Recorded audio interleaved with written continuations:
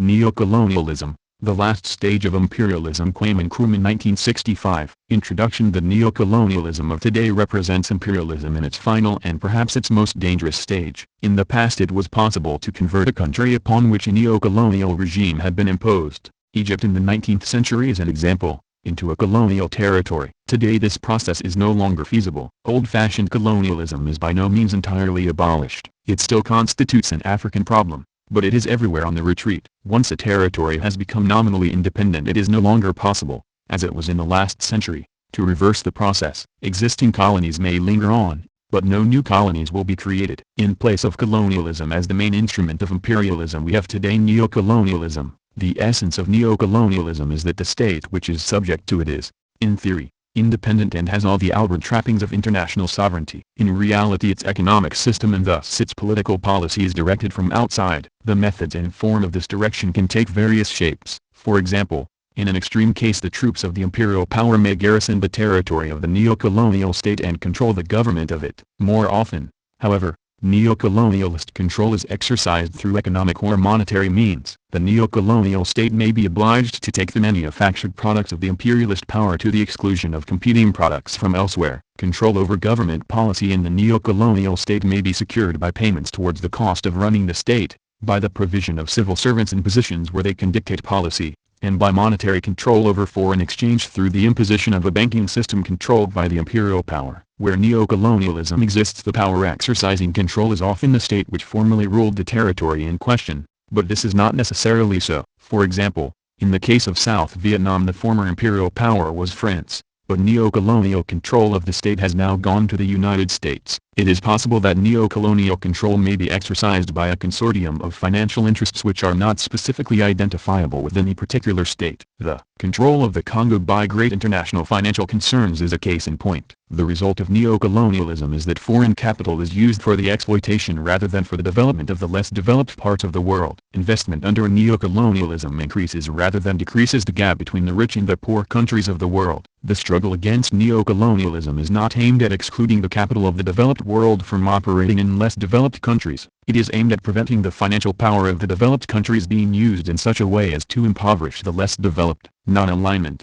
as practiced by Ghana and many other countries, is based on cooperation with all states whether they be capitalist, socialist or have a mixed economy. Such a policy, therefore, involves foreign investment from capitalist countries, but it must be invested in accordance with a national plan drawn up by the government of the non-aligned state with its own interests in mind. The issue is not what return the foreign investor receives on his investments. He may, in fact, do better for himself if he invests in a non-aligned country than if he invests in a neo-colonial one. The question is one of power. A state in the grip of neo-colonialism is not master of its own destiny. It is this factor which makes neo-colonialism such a serious threat to world peace. The growth of nuclear weapons has made out of date the old-fashioned balance of power which rested upon the ultimate sanction of a major war. Certainty of mutual mass destruction effectively prevents either of the great power blocs from threatening the other with the possibility of a worldwide war, and military conflict has thus become confined to limited wars. For these neo-colonialism is the breeding ground. Such wars can, of course, take place in countries which are not neo-colonialist controlled. Indeed their object may be to establish in a small but independent country a neo-colonialist regime. The evil of neo-colonialism is that it prevents the formation of those large units which would make impossible limited war. To give one example, if Africa was united, no major power bloc would attempt to subdue it by limited war because from the very nature of limited war, what can be achieved by it is itself limited. It is only where small states exist that it is possible, by landing a few thousand marines or by financing a mercenary force, to secure a decisive result. The restriction of military action of limited wars is, however, no guarantee of world peace and is likely to be the factor which will ultimately involve the great power blocs in a world war, however much both are determined to avoid it. Limited war, once embarked upon, achieves a momentum of its own. Of this, the war in South Vietnam is only one example. It escalates despite the desire of the great power blocs to keep it limited. While this particular war may be prevented from leading to a world conflict, the multiplication of similar limited wars can only have one end: world war and the terrible consequences of nuclear conflict. Neocolonialism is also the worst form of imperialism. For those who practice it, it means power without responsibility, and for those who suffer from it, it means exploitation without redress. In the days of old-fashioned colonialism, The imperial power had at least to explain and justify at home the actions it was taking abroad. In the colony, those who served the ruling imperial power could at least look to its protection against any violent move by their opponents. With neocolonialism neither is the case. Above all, neocolonialism, like colonialism before it, postpones the facing of the social issues which will have to be faced by the fully developed sector of the world before the danger of world war can be eliminated or the problem of world poverty resolved. Neocolonialism, like colonialism, is an attempt to export the social conflicts of the capitalist countries. The temporary success of this policy can be seen in the ever-widening gap between the richer and the poorer nations of the world. But the internal contradictions and conflicts of neocolonialism make it certain that it cannot endure as a permanent world policy. How it should be brought to an end is a problem that should be studied, above all, by the developed nations of the world, because it is they who will feel the full impact of the ultimate failure. The longer it continues, the more certain it is that its inevitable collapse will destroy the social system of which they have made it a foundation. The reason for its development in the post-war period can be briefly summarized. The problem which faced the wealthy nations of the world at the end of the Second World War was the impossibility of returning to the pre-war situation in which there was a great gulf between the few rich and the many poor, irrespective of what particular political party was in power. The internal pressures in the rich countries of the world were such that no post-war capitalist country could survive unless it became a welfare state. There might be differences in degree and the extent of the social benefits given to the industrial and agricultural workers, but what was everywhere impossible was a return to the mass unemployment and to the low level of living of the pre-war years. From the end of the 19th century onwards, colonies had been regarded as a source of wealth which could be used to mitigate the class conflicts in the capitalist states and, as will be explained later, this policy had some success, but it failed in its ultimate object because the pre-war capitalist states were so organized internally that the bulk of the profit made from colonial possessions found its way into the pockets of the capitalist class and not into those of the workers. Far from achieving the object intended, the working class parties at times tended to identify their interests with those of the colonial peoples, and the imperialist powers found themselves engaged upon a conflict on two fronts, at home with their own workers and abroad against the growing forces of colonial liberation. The post-war period inaugurated a very different colonial policy. A deliberate attempt was made to divert colonial earnings from the wealthy class and use them instead generally to finance the welfare state. As will be seen from the examples given later, this was the method consciously adopted even by those working class leaders who had before the war regarded the colonial peoples as their natural allies against their capitalist enemies at home. At first it was presumed that this object could be achieved by maintaining the pre-war colonial system. Experience soon proved that attempts to do so would be disastrous and would only provoke colonial wars, thus dissipating the anticipated gains from the continuance of the colonial regime. Britain, in particular, realized this at an early stage, and the correctness of the British judgment at the time has subsequently been demonstrated by the defeat of French colonialism in the Far East and Algeria and the failure of the Dutch to retain any of their former colonial empire. The system of neocolonialism was therefore instituted, and in the short run it has served the developed powers admirably. It is in the long run that its consequences are likely to be catastrophic for them. Neocolonialism is based upon the principle of breaking up former large united colonial territories into a number of small non-viable states which are incapable of independent development and must rely upon the former imperial power for defense and even internal security. Their economic and financial systems are linked, as in colonial days, with those of the former colonial ruler. At first sight the scheme would appear to have many advantages for the developed countries of the world. All the profits of neocolonialism can be secured if, in any given area, a reasonable proportion of the states have a neocolonialist system. It is not necessary that they all should have one. Unless small states can combine, they must be compelled to sell their primary products at prices dictated by the developed nations and buy their manufactured goods at the prices fixed by them. So long as neocolonialism can prevent political and economic conditions for optimum development, the developing countries, whether they are under neocolonialist control or not, will be unable to create a large enough market to support industrialization. In the same way they will lack the financial strength to force the developed countries to accept their primary products at a fair price. In the neocolonialist territories, since the former colonial power has in theory relinquished political control, if the social conditions occasioned by neocolonialism cause a revolt, the local neocolonialist government can be sacrificed and another equally subservient one substituted in its place. On the other hand, in any continent where neocolonialism exists on a wide scale, the same social pressures which can produce revolts in neocolonial territories will also affect those states which have refused to accept the system, and therefore neocolonialist nations have a ready-made weapon with which they can threaten their opponents if they appear successfully to be challenging the system. These advantages, which seem at first sight so obvious, are, however, on examination, illusory because they fail to take into consideration the facts of the world today. The introduction of neocolonialism increases the rivalry between the great powers which was provoked by the old-style colonialism. However little real power the government of a neocolonialist state may possess, it must have, from the very fact of its nominal independence, a certain area of maneuver. It may not be able to exist without a neocolonialist master, but it may still have the ability to change masters. The ideal neocolonialist state would be one which was wholly subservient to neocolonialist interests, but the existence of the socialist nations makes it impossible to enforce the full rigor of the neocolonialist system. The existence of an alternative system is itself a challenge to the neocolonialist regime. Warnings about the dangers of communist subversion are likely to be two-edged, since they bring to the notice of those living under a neocolonialist system the possibility of a change of regime. In fact, neocolonialism is the victim of its own contradictions. In order to make it attractive to those upon whom it is practiced, it must be shown as capable of raising their living standards.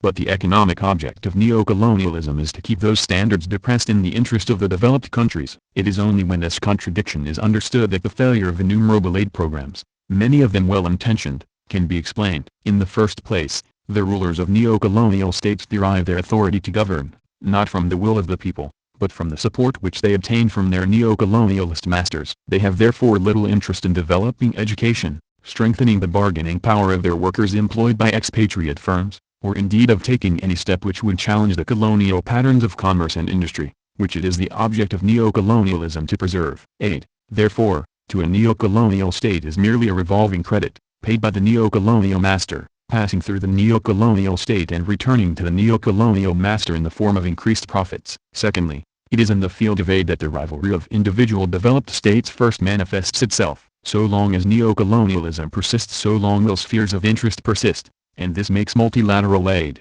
which is in fact the only effective form of aid, impossible. Once multilateral aid begins, the neocolonialist masters are effaced by the hostility of the vested interests in their own country. Their manufacturers naturally object to any attempt to raise the price of the raw materials which they obtain from the neocolonialist territory in question, or to the establishment there of manufacturing industries which might compete directly or indirectly with their own exports to the territory. Even education is suspect as likely to produce a student movement, and it is, of course, true that in many less developed countries the students have been in the vanguard of the fight against neocolonialism. In the end, the situation arises that the only type of aid which the neocolonialist masters consider as safe is military aid. Once a neocolonialist territory is brought to such a state of economic chaos and misery that revolt actually breaks out, then, and only then, is there no limit to the generosity of the neocolonial overlord, provided, of course, that the funds supplied are utilized exclusively for military purposes. Military aid in fact marks the last stage of neocolonialism, and its effect is self-destructive. Sooner or later the weapons supplied pass into the hands of the opponents of the neocolonialist regime, and the war itself increases the social misery which originally provoked it. Neocolonialism is a millstone around the necks of the developed countries which practice it. Unless they can rid themselves of it,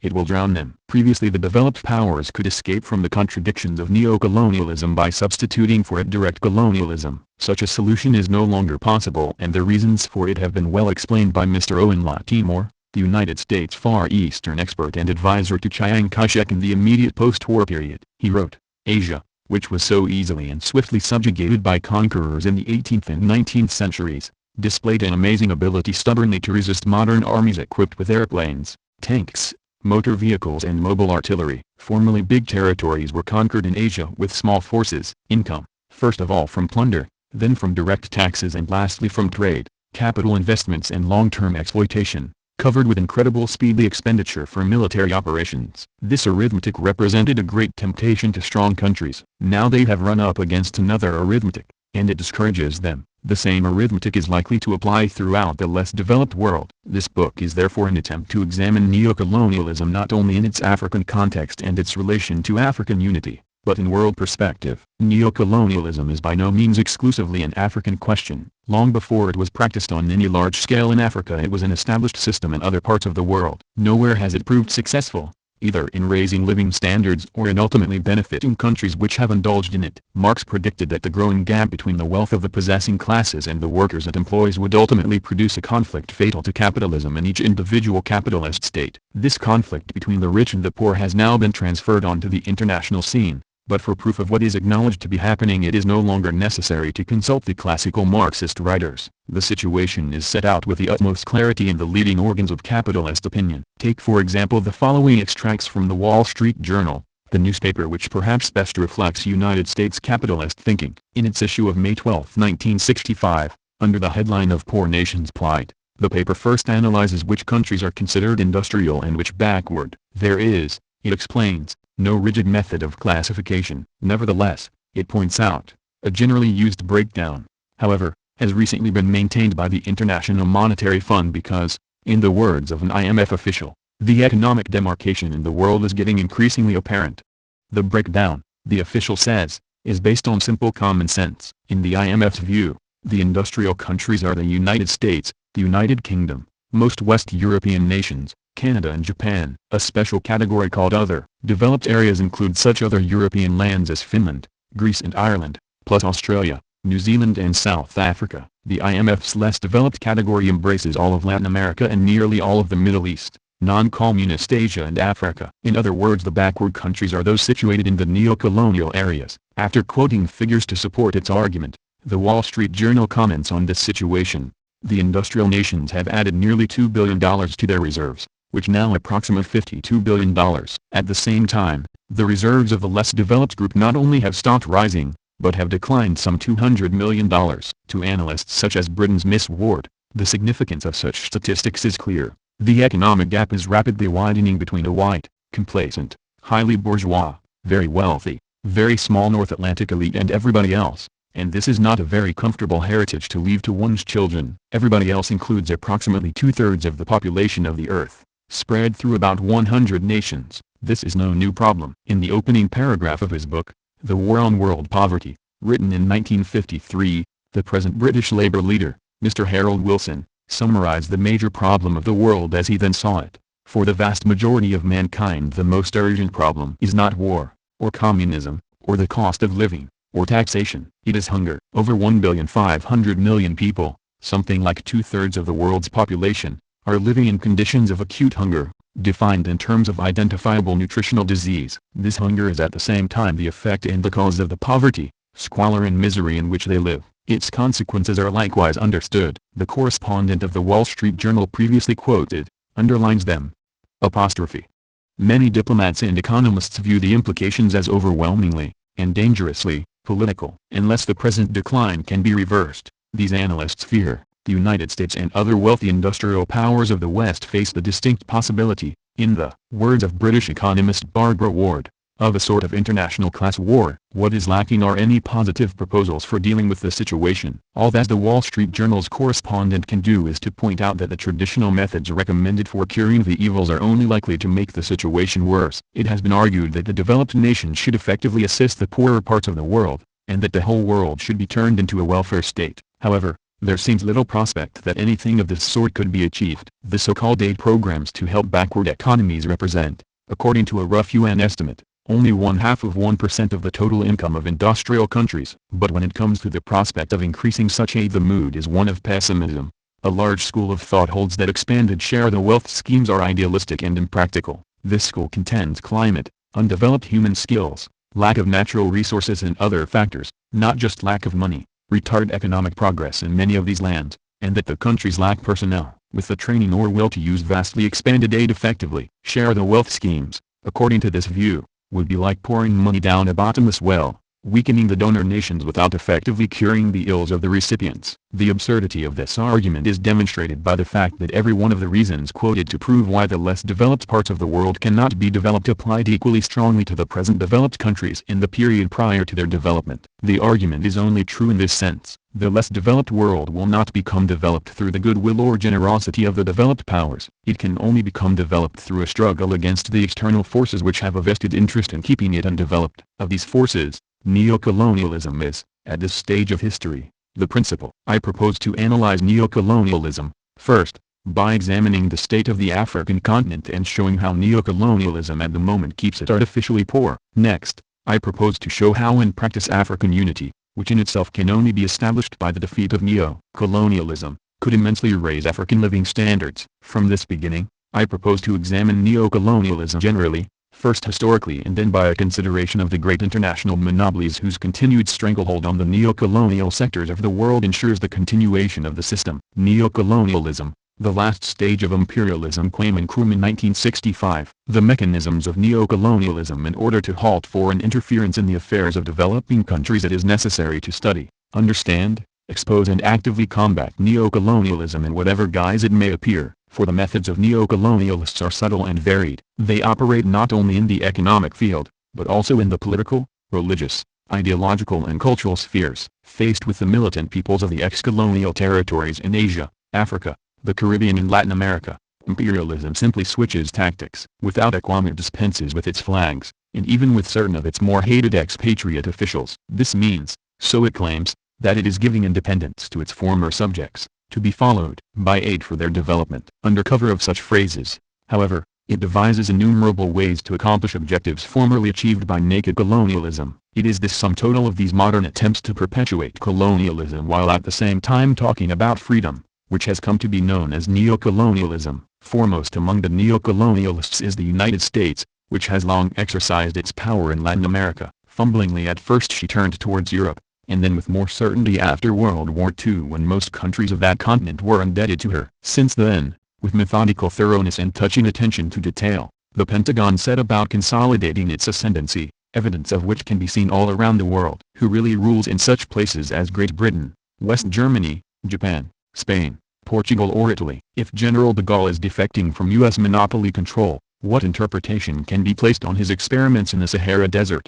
his paratroopers in Gabon, or his trips to Cambodia and Latin America? Lurking behind such questions are the extended tentacles of the Wall Street octopus, and its suction cups and muscular strength are provided by a phenomenon dubbed the invisible government, arising from Wall Street's connection with the Pentagon and various intelligence services. I quote, "The invisible government is a loose amorphous grouping of individuals and agencies drawn from many parts of the visible government. It is not limited to the Central Intelligence Agency, although the CIA is at its heart, nor is it confined to the 9 other agencies which comprise what is known as the intelligence community: the National Security Council, the Defense Intelligence Agency, the National Security Agency, Army Intelligence, Navy Intelligence and Research, the Atomic Energy Commission and the Federal Bureau of Investigation." The invisible government includes also many other units and agencies, as well as individuals, that appear outwardly to be a normal part of a conventional government. It even encompasses business firms and institutions that are seemingly private. To an extent that is only beginning to be perceived, this shadow government is shaping the lives of 190 million Americans. An informed citizen might come to suspect that the foreign policy of the United States often works publicly in one direction and secretly through the invisible government in just the opposite direction. This invisible government is a relatively new institution. It came into being as a result of 2 related factors: the rise of the United States after World War II to a position of preeminent world power, and a challenge to that power by Soviet communism. By 1964 the intelligence network had grown into a massive hidden apparatus, secretly employing about 200,000 persons and spending billions of dollars a year. The invisible government, David Wise and Thomas B. Ross, Random House, New York, 1964. Here, from the very citadel of neocolonialism, is a description of the apparatus which now directs all other Western intelligence setups either by persuasion or by force. Results were achieved in Algeria during the April 1961 plot of anti-de Gaulle generals, as also in Guatemala, Iraq, Iran, Suez and the famous U-2 spy intrusion of Soviet airspace, which wrecked the approaching summit. Then in West Germany and again in East Germany in the riots of 1953, in Hungary's abortive crisis of 1959, Poland's of September 1956, and in Korea, Burma, Formosa, Laos, Cambodia and South Vietnam. They are evident in the trouble in Congo, Leopoldville, which began with Lumumba's murder, and continues till now, in events in Cuba, Turkey, Cyprus, Greece, and in other places too numerous to catalogue completely. And with what aim have these innumerable incidents occurred? The general objective has been mentioned: to achieve colonialism in fact while preaching independence. On the economic front, a strong factor favoring Western monopolies and acting against the developing world is international capital's control of the world market, as well as of the prices of commodities bought and sold there. From 1951 to 1961, without taking oil into consideration, the general level of prices for primary products fell by 33.0%, while prices of manufactured goods rose 3.5%, within which, Machinery and equipment prices rose 31.3%. In that same decade this caused a loss to the Asian, African and Latin American countries, using 1951 prices as a basis, of some $41,400 million. In the same period, while the volume of exports from these countries rose, their earnings and foreign exchange from such exports decreased. Another technique of neocolonialism is their use of high rates of interest. Figures from the World Bank for 1962 showed that 71 Asian, African and Latin American countries owed foreign debts of some $27,000 million, on which they paid in interest and service charges some $5,000 million. Since then, such foreign debts have been estimated as more than £30,000 million in these areas. In 1961, the interest rates on almost three-quarters of the loans offered by the major imperialist powers amounted to more than 5%, in some cases up to 7 or 8%, while the call-in periods of such loans have been burdensomely short. While capital worth $30,000 million was exported to some 56 developing countries between 1956 and 1962, it is estimated that interest and profit alone extracted on this sum from the debtor countries amounted to more than £15,000 million. This method of penetration by economic aid recently soared into prominence when a number of countries began rejecting it. Ceylon, Indonesia and Cambodia are among those who turned it down. Such aid is estimated on the annual average to have amounted to $2,600 million between 1951 and 1955, $4,007 million between 1956 and 1959, and $6,000 million between 1960 and 1962. But the average sums taken out of the aided countries by such donors in a sample year, 1961, are estimated to amount to $5,000 million in profits, $1,000 million in interest, and $5,800 million from non-equivalent exchange, or a total of $11,800 million extracted against $6,000 million put in. Thus, aid turns out to be another means of exploitation, a modern method of capital export under a more cosmetic name. Still another neocolonialist trap on the economic front has come to be known as multilateral aid through international organizations. The International Monetary Fund, the International Bank for Reconstruction and Development, known as the World Bank, the International Finance Corporation and the International Development Association are examples, all, significantly, having U.S. capital as their major backing. These agencies have the habit of forcing would-be borrowers to submit to various offensive conditions, such as supplying information about their economies, submitting their policy and plans to review by the World Bank and accepting agency supervision of their use of loans. As for the alleged development, between 1960 and mid-1963 the International Development Association promised a total of $500 million to applicants, out of which only $70 million were actually received. In more recent years, as pointed out by Monitor in the Times, July 1, 1965, there has been a substantial increase in communist technical and economic aid activities in developing countries. During 1964 the total amount of assistance offered was approximately £600 million. This was almost a third of the total communist aid given during the previous decade. The Middle East received about 40% of the total, Asia 36%, Africa 22% and Latin America the rest. Increased Chinese activity was responsible to some extent for the larger amount of aid offered in 1964. Though China contributed only a quarter of the total aid committed, the Soviet Union provided a half, and the East European countries a quarter. Although aid from socialist countries still falls far short of that offered from the West, it is often more impressive, since it is swift and flexible, and interest rates on communist loans are only about 2% compared with 5 to 6% charged on loans from Western countries. Nor is the whole story of aid contained in figures, for there are conditions which hedge it around: the conclusion of commerce and navigation treaties, agreements for economic cooperation, the right to meddle in internal finances, including currency and foreign exchange, to lower trade barriers in favor of the donor country's goods and capital, to protect the interests of private investments, determination of how the funds are to be used, forcing the recipient to set up counterpart funds, to supply raw materials to the donor, and use of such funds a majority of it, in fact to buy goods from the donor nation. These conditions apply to industry, commerce, agriculture, shipping and insurance.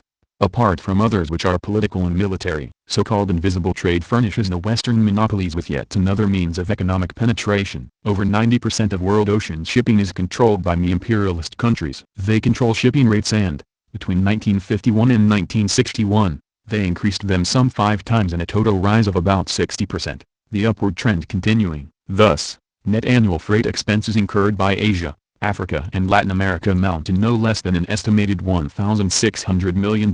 This is over and above all other profits and interest payments. As for insurance payments, In 1961 alone these amounted to an unfavorable balance in Asia, Africa and Latin America of some additional $370 million.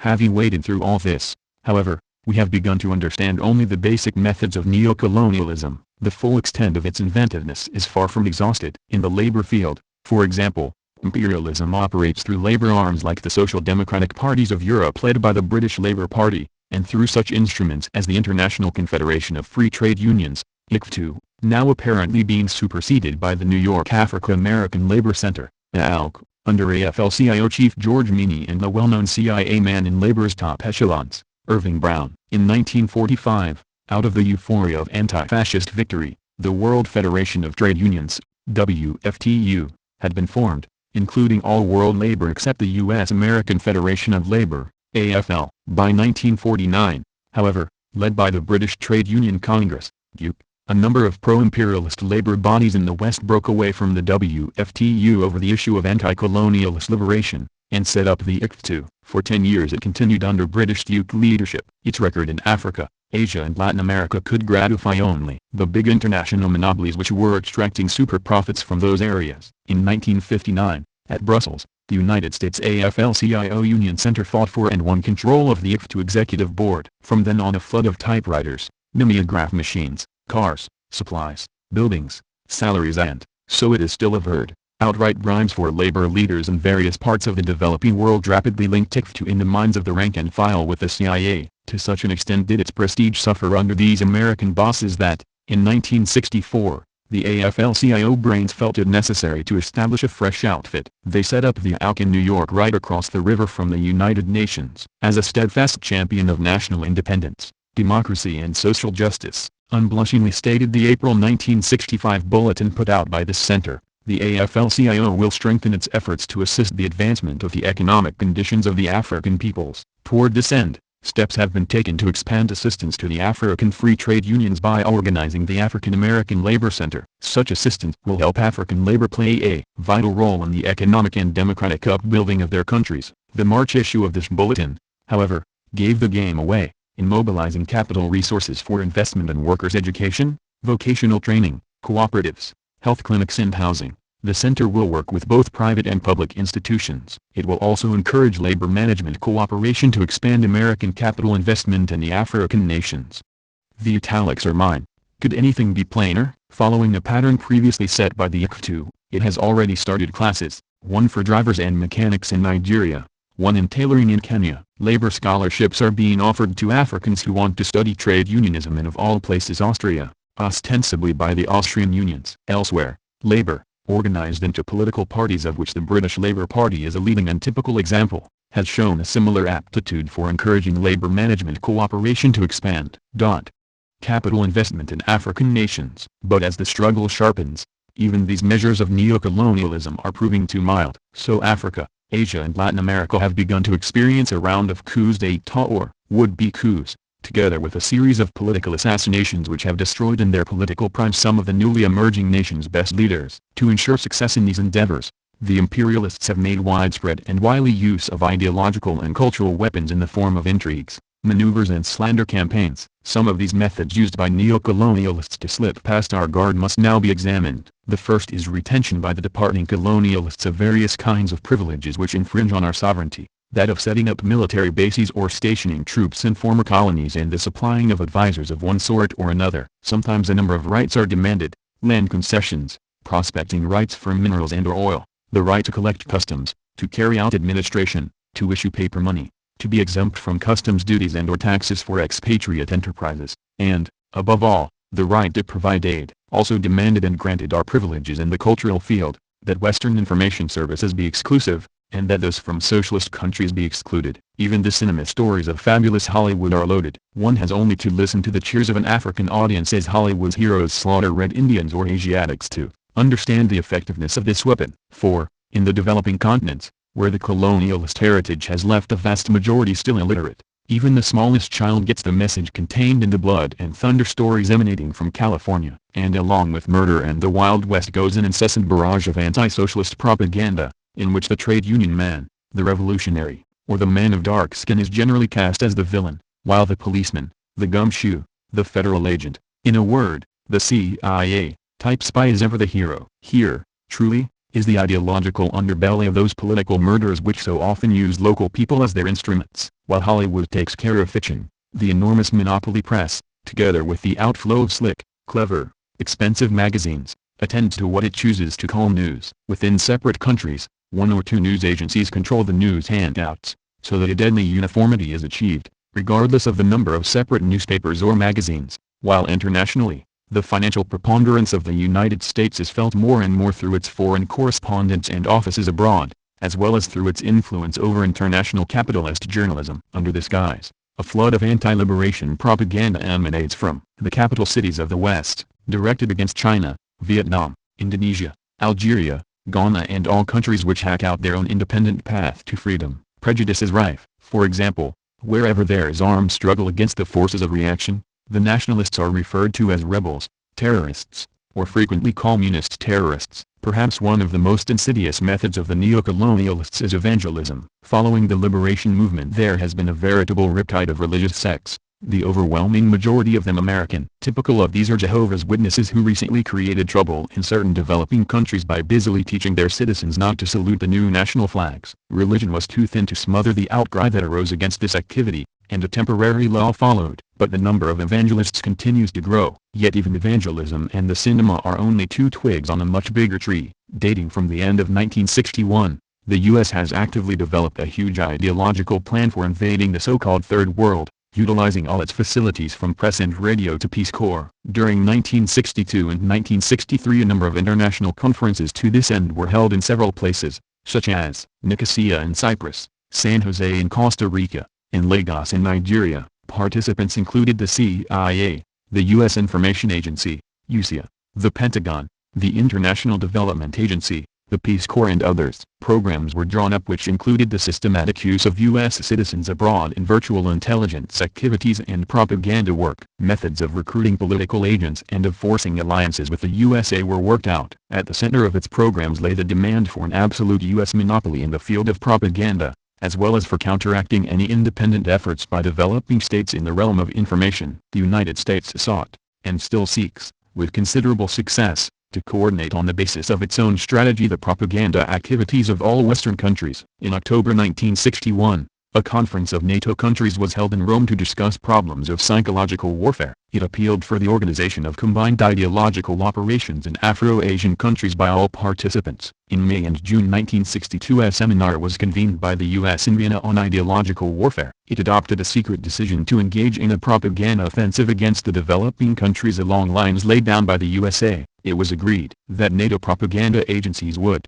in practice if not in the public eye, keep in close contact with U.S. embassies in their respective countries. Among instruments of such Western psychological warfare are numbered the intelligence agencies of Western countries headed by those of the United States invisible government. But most significant among them all are Moral Rearmament CARA, the Peace Corps and the United States Information Agency, USIA. Moral Rearmament is an organization founded in 1938 by the American, Frank Buchman. In the last days before the Second World War, it advocated the appeasement of Hitler, often extolling Himmler, the Gestapo chief. In Africa, MRA incursions began at the end of World War II. Against the big anti-colonial upsurge that followed victory in 1945, MRA spent millions advocating collaboration between the forces oppressing the African peoples and those same peoples. It is not without significance that Moise Tshombe and Joseph Kasavubu of Congo, Leopoldville, are both MRA supporters. George Seldes, in his book 1000 Americans, characterized MRA as a fascist organization subsidized by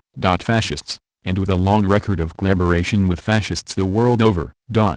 This description is supported by the active participation in MRA of people like General Carpentier, former commander of NATO land forces, and General Ho Ying-chin, one of Chiang Kai-shek's top generals. To cap this, several newspapers, some of them in the Western world, have claimed that MRA is actually subsidized by the CIA. When MRA's influence began to fail, some new instrument to cover the ideological arena was desired. It came in the establishment of the American Peace Corps in 1961 by President John Kennedy, with Sergeant Shriver, Jr., his brother-in-law, in charge. Shriver, a millionaire who made his pile in land speculation in Chicago, was also known as the friend, confidant and co-worker of the former head of the Central Intelligence Agency, Allen Dulles. These two had worked together in both the Office of Strategic Services, U.S. Wartime Intelligence Agency, And in the CIA, Shriver's record makes a mockery of President Kennedy's alleged instruction to Shriver to keep the CIA out of the Peace Corps. So does the fact that, although the Peace Corps is advertised as a voluntary organization,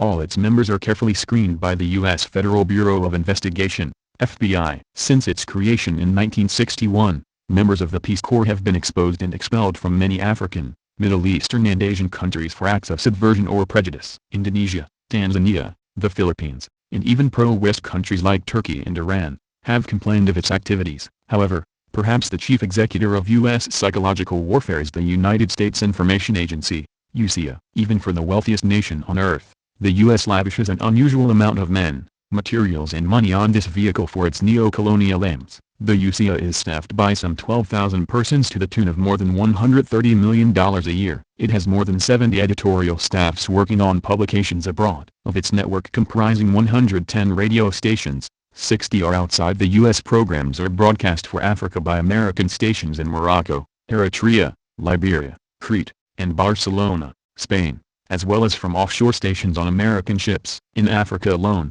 the USIA transmits about 30 territorial and national radio programs whose content glorifies the U.S. while attempting to discredit countries with an independent foreign policy. The USIA boasts more than 120 branches in about 100 countries, 50 of which are in Africa alone. It has 250 centers in foreign countries, each of which is usually associated with a library. It employs about 200 cinemas and 8,000 projectors which draw upon its nearly 300 film libraries. This agency is directed by a central body which operates in the name of the U.S. President, planning and coordinating its activities in close touch with the Pentagon, CIA and other Cold War agencies, including even armed forces intelligence centers. In developing countries, the USIA actively tries to prevent expansion of national media of information so as itself to capture the marketplace of ideas. It spends huge sums for publication and distribution of about 60 newspapers and magazines in Africa, Asia and Latin America. The American government backs the USIA through direct pressures on developing nations to ensure its agency a complete monopoly in propaganda.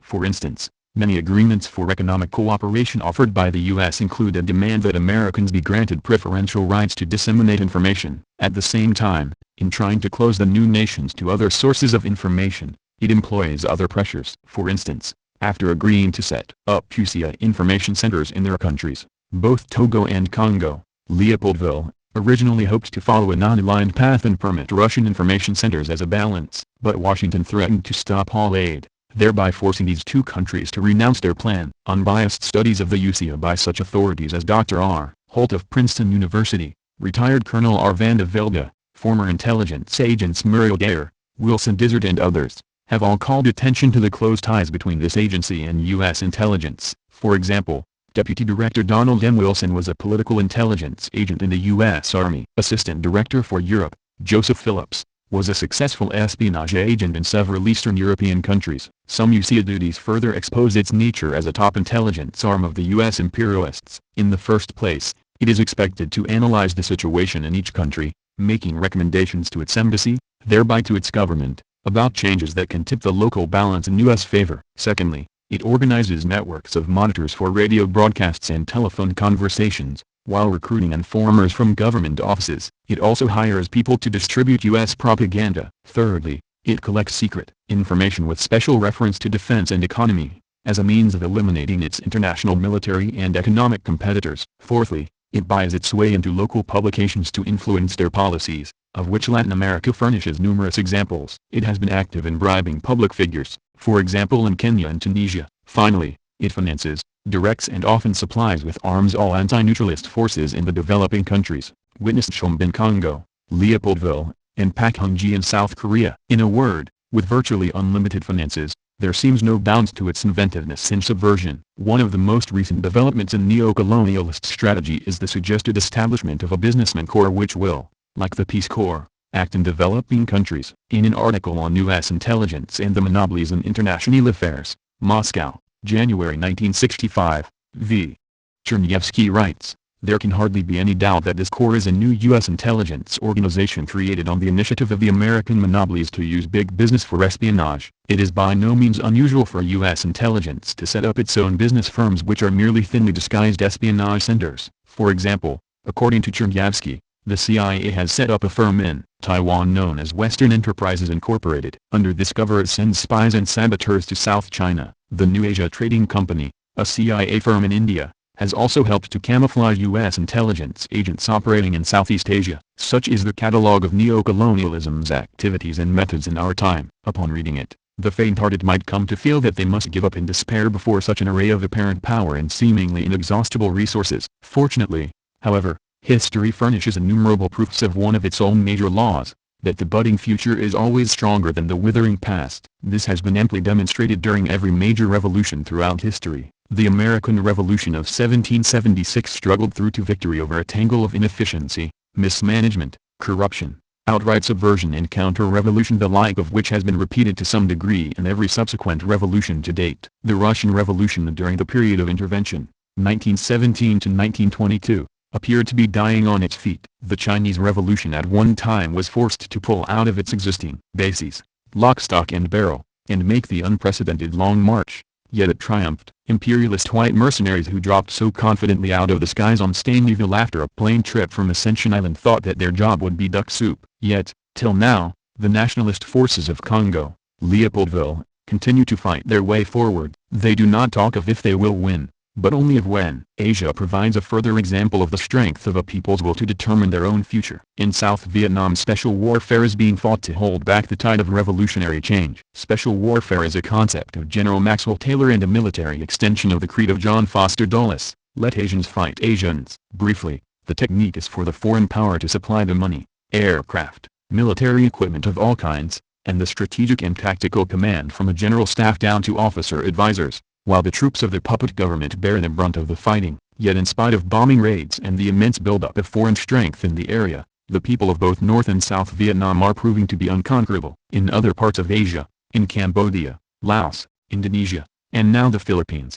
Thailand and Burma, the peoples of ex-colonial countries have stood firm and are winning battles against the allegedly superior imperialist enemy. In Latin America, despite final punitive expeditions, the growing armed insurrections in Colombia, Venezuela and other countries continue to consolidate gains. In Africa, we in Ghana have withstood all efforts by imperialism and its agents. Tanzania has nipped subversive plots in the bud, as have Brazzaville, Uganda and Kenya. The struggle rages back and forth. The surging popular forces may still be hampered by colonialist legacies, but nonetheless they advance inexorably. All these examples prove beyond doubt that neocolonialism is not a sign of imperialism's strength but rather of its last hideous gasp. It testifies to its inability to rule any longer by old methods. Independence is a luxury it can no longer afford to permit its subject peoples, so that even what it claims to have given it now seeks to take away. This means that neocolonialism can and will be defeated. How can this be done? Thus far, all the methods of neocolonialists have pointed in one direction: the ancient, accepted one of all minority ruling classes throughout history: divide and rule. Quite obviously, therefore, unity is the first requisite for destroying neocolonialism. Primary and basic is the need for an all-union government on the much divided continent of Africa. Along with that, a strengthening of the Afro-Asian Solidarity Organization and the spirit of bonding is already underway. To it, we must seek the adherence on an increasingly formal basis of our Latin American brothers. Furthermore, all these liberatory forces have, on all major issues and at every possible instance, the support of the growing socialist sector of the world. Finally, we must encourage and utilize to the full those still all too few yet growing instances of support for liberation and anti-colonialism inside the imperialist world itself. To carry out such a political program, we must all back it with national plans designed to strengthen ourselves as independent nations. An external condition for such independent development is neutrality or political non-alignment. This has been expressed in two conferences of non-aligned nations during the recent past, the last of which, in Cairo in 1964, clearly and inevitably showed itself at one with the rising forces of liberation and human dignity. And the preconditions for all this, to which lip service is often paid but activity seldom directed, is to develop ideological clarity among the anti-imperialist, anti-colonialist, pro-liberation masses of our continents. They, and they alone, make, maintain or break revolutions. With the utmost speed, neocolonialism must be analyzed in clear and simple terms for the full mass understanding by the surging organizations of the African peoples. The All-African Trade Union Federation, ATUF, has already made a start in this direction, while the Pan-African Youth Movement, the women, journalists, farmers and others are not far behind. Bolstered with ideological clarity, these organizations, closely linked with the ruling parties where liberatory forces are in power, will prove that neocolonialism is the symptom of imperialism's weakness and that it is defeatable, for, when all is said and done, it is the so-called little man, the bent-backed, exploited, malnourished, blood-covered fighter for independence who decides, and he invariably decides for freedom. Neocolonialism, the last stage of imperialism. Kwame Nkrumah 1965. Conclusion. In the introduction I attempted to set out the dilemma now facing the world. The conflict between rich and poor in the second half of the 19th century and the first half of the 20th, which was fought out between the rich and the poor in the developed nations of the world, ended in a compromise. Capitalism as a system disappeared from large areas of the world, but where socialism was established it was in its less developed rather than its more developed parts, and, in fact, the revolt against capitalism had its greatest successes in those areas where early neocolonialism had been most actively practiced. In the industrially more developed countries, capitalism, far from disappearing, became infinitely stronger. This strength was only achieved by the sacrifice of two principles which had inspired early capitalism, namely the subjugation of the working classes within each individual country and the exclusion of the state from any say in the control of capitalist enterprise.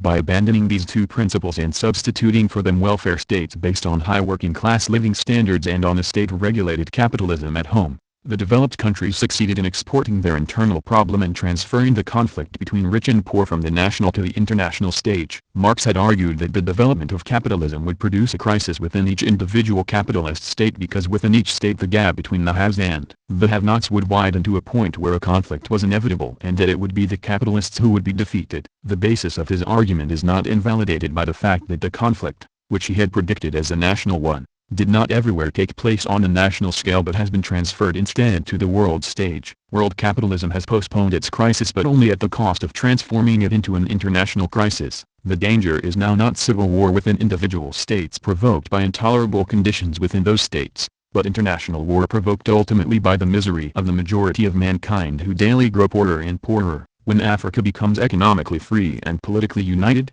the monopolists will come face to face with their own working class in their own countries, and a new struggle will arise within which the liquidation and collapse of imperialism will be complete. As this book has attempted to show, in the same way as the internal crisis of capitalism within the developed world arose through the uncontrolled action of national capital, so a greater crisis is being provoked today by similar uncontrolled action of international capitalism in the developing parts of the world. Before the problem can be solved it must at least be understood. It cannot be resolved merely by pretending that neocolonialism does not exist. It must be realized that the methods at present employed to solve the problem of world poverty are not likely to yield any result other than to extend the crisis. Speaking in 1951, the then President of the United States, Mr. Truman, said, "The only kind of war we seek is the good old fight against man's ancient enemies."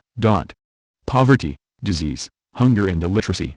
Sentiments of a similar nature have been re-echoed by all political leaders in the developed world, but the stark fact remains, whatever wars may have been won since 1951, none of them is the war against poverty, disease, hunger and illiteracy. However little other types of war have been deliberately sought, they are the only ones which have been waged. Nothing is gained by assuming that those who express such views are insincere. The position of the leaders of the developed capitalist countries of the world are, in relation to the great neo-colonialist international combines, very similar to that which Lord Macaulay described as existing between the directors of the East India Company and their agent, Warren Hastings, who, in the 18th century, engaged in the wholesale plunder of India. Macaulay wrote, "The directors, it is true, never enjoined or applauded any crime. Far from it. Whoever examines their letters written at the time will find there are many just and humane sentiments, many excellent precepts, in short, an admirable code of political ethics. But each exaltation is modified or nullified by a demand for money."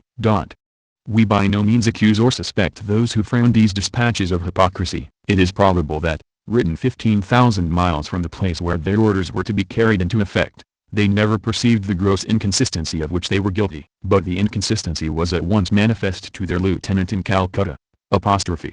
Hastings saw that it was absolutely necessary for him to disregard either the moral discourses or the pecuniary requisitions of his employers. Being forced to disobey them in something, he had to consider what kind of disobedience they would most readily pardon, and he correctly judged that the safest course would be to neglect the sermons and to find the rupees. Today the need both to maintain a welfare state, that is a parasite state at home, and to support a huge and ever-growing burden of armament costs makes it absolutely essential for developed capitalist countries to secure the maximum return and profit from such parts of the international financial complex as they control. However much private capitalism is exhorted to bring about rapid development and a rising standard of living in the less developed areas of the world, those who manipulate the system realize the inconsistency between doing this and producing at the same time the funds necessary to maintain the sinews of war and the welfare state at home. They know when it comes to the issue they will be excused if they fail to provide for a worldwide rise in the standard of living. They know they will never be forgiven if they betray the system and produce a crisis at home which either destroys the affluent state or interferes with its military preparedness. Appeals to capitalism to work out a cure for the division of the world into rich and poor are likely to have no better result than the appeals of the directors of the East India Company to Warren Hastings to ensure social justice in India. Faced with a choice,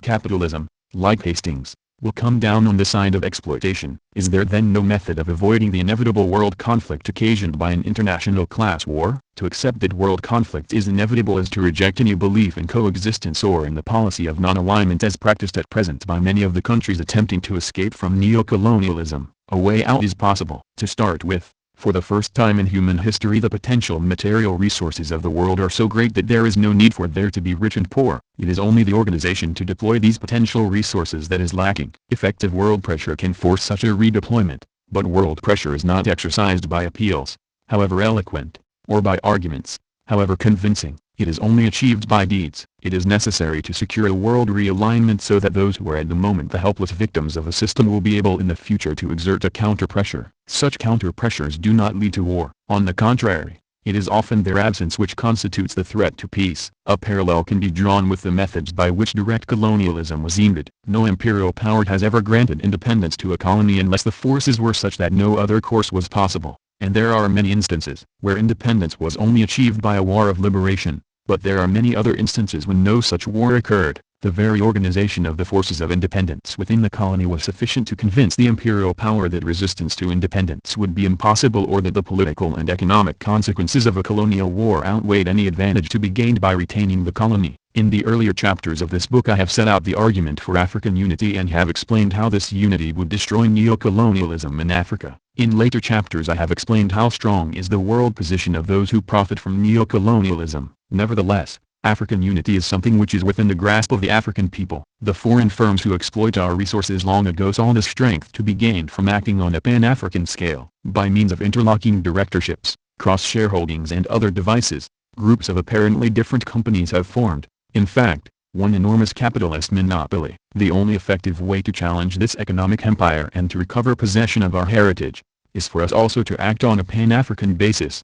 through a union government. No one would suggest that if all the peoples of Africa combined to establish their unity their decision could be revoked by the forces of neocolonialism. On the contrary, faced with a new situation, those who practice neocolonialism would adjust themselves to this new balance of world forces in exactly the same way as the capitalist world has in the past adjusted itself to any other change in the balance of power. The danger to world peace springs not from the action of those who seek to end neocolonialism but from the inaction of those who allow it to continue. To argue that a third world war is not inevitable is one thing. To suppose that it can be avoided by shutting our eyes to the development of a situation likely to produce it is quite another matter. If world war is not to occur it must be prevented by positive action. This positive action is within the power of the peoples of those areas of the world which now suffer under neocolonialism, but it is only within their power if they act at once, with resolution and in unity. Governance in Africa, says the chairman of the South Commission, must be improved for the continent's countries and people to build real freedom and real development. However,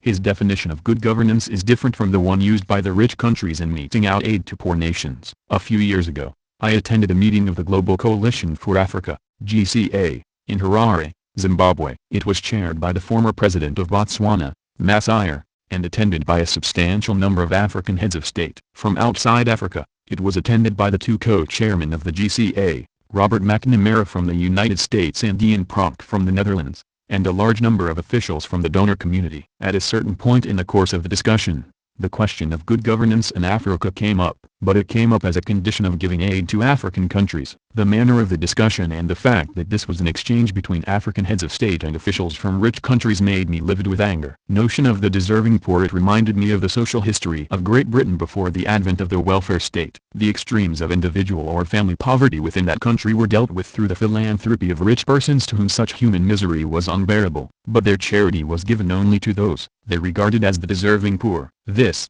in practice, meant that it was given only to those people regarded by the philanthropist as having demonstrated an acceptance of the social and economic status quo, and for as long as they did so. As the world's powerful nations have not, as yet, accepted the principle of international welfare, they apply the same deserving poor notion to the reality of poverty outside their own countries. Aid and non-commercial credit are regarded not as springing from the principles of human rights or international solidarity, regardless of national borders, but as charity extended as a matter of altruism by richer governments to the less developed and very poor nations. However, the quantity of this official charity being increasingly inadequate to meet the most obvious needs, one of the criteria for a nation being classified as among the world's deserving poor came to be having good governance as defined by the donor community, and in practice that phrase meant and means those countries having multi-party systems of democracy, economies based on the principle of private ownership and of international free trade and a good record of human rights, again as defined by the industrialized market economy. Countries of the North. It was in this kind of context that we in Africa first heard about good governance, and this was the manner in which it was brought up at the Harare meeting to which I have referred. It was this age-related discussion of good governance, a matter between aid givers and aid seekers, and the arrogant and patronizing manner in which it was raised by the aid givers, that discredited the whole subject in the eyes of many of us in Africa and other parts of the South, for used in this manner, good governance sounded like a tool for neocolonialism. We have therefore tended to despise the concept even as, out of necessity, we try to qualify under it. I am very far from being alone in rejecting neocolonialism regardless of the methods adopted to bring it about or to enforce it or to define it. Yet we cannot avoid the fact that a lot of our problems in Africa arise from bad governance. I believe that we need to improve governance everywhere in Africa in order to enable our people to build real freedom and real development for themselves and their countries. And I allowed myself to be persuaded to be a convener of this conference on governance in Africa because I believe that it provides an opportunity for us to understand more about our past political and economic policy mistakes and see how we can improve the management of our affairs as we grope towards the 21st century. Government versus governance. Governments bear the final responsibility for the state of a nation, its internal and external peace, and the well-being of its people. It is the distinction between the words governance and government which draws attention to the reality that, despite its enforcement agencies, government, in the sense of the executive authority, is not the sole determinant of whether those responsibilities are fulfilled. For there are always other forces within a country which, in practice, can help or hinder the effectiveness of a government, and which it therefore ignores at its peril. Government is an instrument of state. Today there is a call, emanating from the North, for the weakening of the state. In my view, Africa should ignore this call. Our states are so weak and anemic already that it would almost amount to a crime to weaken them further. We have a duty to strengthen the African states in almost every aspect you can think of. One of the objectives of improving the governance of our countries is to strengthen the African state and thus enable it to serve the people of Africa better. One result of weakening the state can be observed in Somalia. There are many potential Somalias in Africa if we heed the northern call to weaken the state. In any case, dieting and other slimming exercises are appropriate for the opulent who overeat,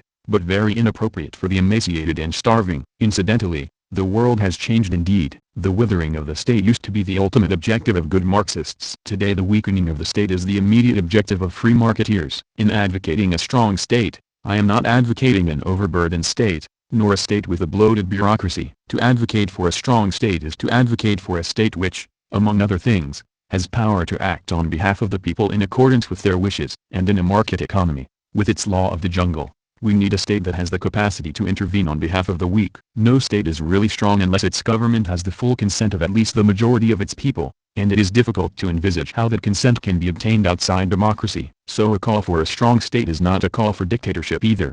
Indeed, all dictatorships are basically weak, because the means they apply in governance make them inherently unstable. The key to a government's effectiveness and its ability to lead the nation lies in a combination of three elements. First, its closeness to its people, and its responsiveness to their needs and demands, in other words, democracy. Secondly, its ability to coordinate and bring into a democratic balance the many functional and often competing sectional institutions which groups of people have created to serve their particular interests. And thirdly, the efficiency of the institutions, official and unofficial, by means of which its decisions are made known and implemented throughout the country. Ingredients for democracy. It goes without saying that all of the institutions must be rooted in and appropriate to the society to which they are applied. The machinery through which a government stays close to the people and the people close to their government will differ according to the history, the demographic distribution, the traditional culture, or cultures, and the prevailing international political and economic environment in which it has to operate. For democracy means much more than voting on the basis of adult suffrage every few years.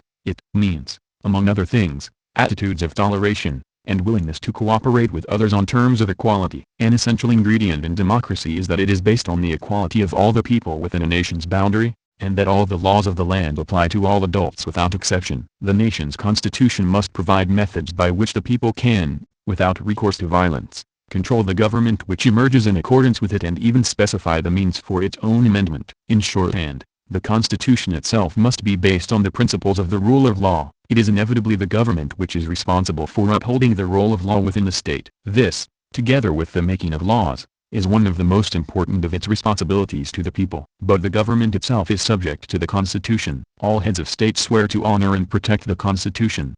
This is as it should be, for the Constitution is the supreme law of the land. We cannot respect ordinary laws of the state if we do not respect the Constitution under which they were promulgated. A scrupulous respect for the Constitution is the basis of the principle of the rule of law. This is an area where we need to be very careful. Presidents, prime ministers, and sometimes all members of a government, seek to amend a constitution in their own favor even when they come to office through, and because of, the provisions of a constitution which they have sworn to honor. Too often, for example, we have seen presidents seek to lengthen the number of terms they serve, despite the limit laid down in the Constitution. This practice is wrong. It cheapens the Constitution of the country concerned. If and when experience shows that the restriction laid down in the Constitution is too restrictive and needs to be changed, which in my view should be very very rare, the change should not lengthen the term of the current officeholder, who is bound in honor to observe the restriction under which he or she was elected in the first place. And in any case, and more importantly, the first president to be elected under a restricted term of office must never change the Constitution to lengthen that term. If he or she does it,